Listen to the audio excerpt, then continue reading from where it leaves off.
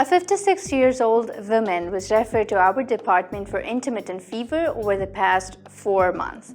An ultrasonic inspection indicated a solid hypoechoic mass located in the hepatic hilar area close to the right side of the CBD.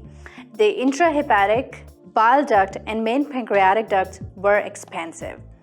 Magnetic resonance imaging indicated expanded intrahepatic and extrahepatic bile ducts, enlargement of the gallbladder, and a tumor located on the common bile duct with an ISO signal intensity on a T2 weighted image.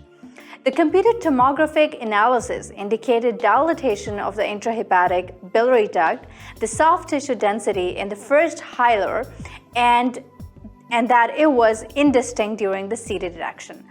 The blood biochemical test showed that the following: alanine aminotransferase, ALT was 113 unit per liter, AST was 77, carbohydrate antigen CA 199 and was 64.1 without any other abnormalities.